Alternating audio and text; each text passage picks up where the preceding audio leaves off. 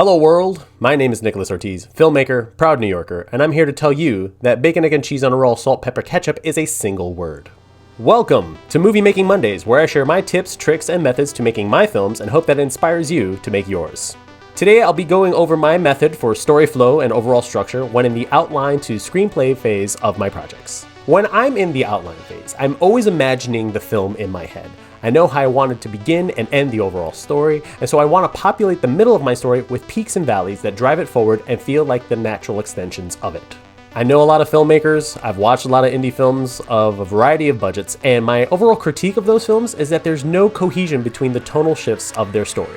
Now, tonal shifts are fine. You can have comedy and tragedy and romance and horror exist in a single piece of media. It's all about how to weave those moments together and not just slot scenes up next to each other. Flow, the transition of tone from moment to moment for me, has to be as smooth and organic as possible. This means in my own work, as I write, I'm constantly going back and reviewing if where I started does lead up to where I'm currently at.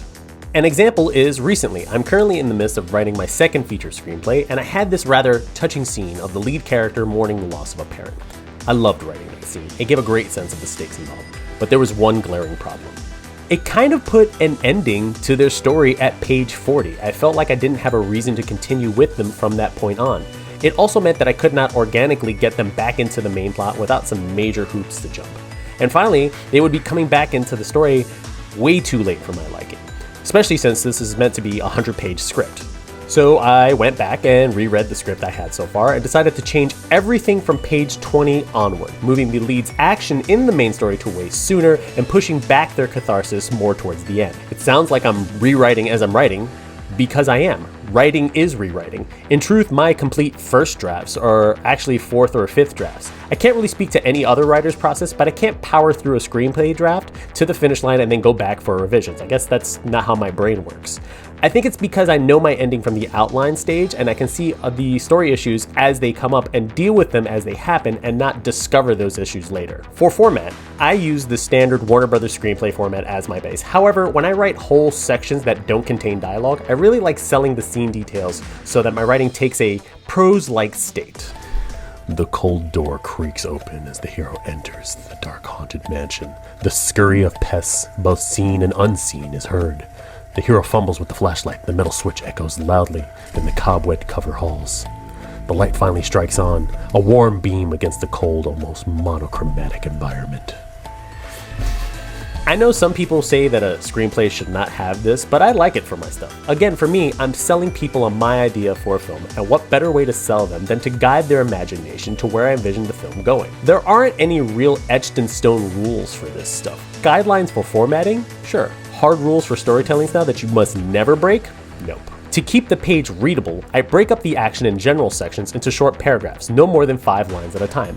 This is especially helpful if I'm writing an action or horror film. It reads more like I'm controlling the pace to what I like, using the full 5 lines to slow it down, or short 1 to 2 line bursts to speed it up. For overall structure, I know the norm is to go with the 3-act structure, which is setup, confrontation, and resolution. And that's certainly being taught in film schools like NYU and by many a YouTube filmmaker. But I prefer to use a 4-act structure: setup, confrontation, climax, and resolution. Interestingly enough, the 4-act structure is also known as the Hollywood model. Today I learned. With 4 acts, I feel like I get a better balance between the acts. The transition between the acts can better service the shifts in tone of the story, and if, like me, you're aiming for a very specific page count, I can account for how much runtime each act is taking and how to balance it. I like to set up the stakes in Act 1, introducing all the players, build on those stakes and the players involved for Act 2, bring those players together for Act 3, and then pay everything off in Act 4. An 100-page script, that's 25 pages per act, more than enough to really sink one's teeth into the material. It also helps move the story along at a good pace, to exercise restraint into how much I can dive into. Again, this is a feature, not a TV show. I really have to keep things moving along. Also, I feel that the audience really doesn't need to have their hands held. They want to have interpretations of ideas for characters or scenes or sequences. That good old audience engagement. So it's about striking the right balance between just enough, but not everything. My ideal films should have a solid pace, a sense of flow from scene to scenes, and a satisfied and earned resolution. That's enough of me babbling along. Join me next Monday as I go into all things character, development, arcs, and resolutions. Take care of yourselves, take care of each other, and I'll see you in the next one.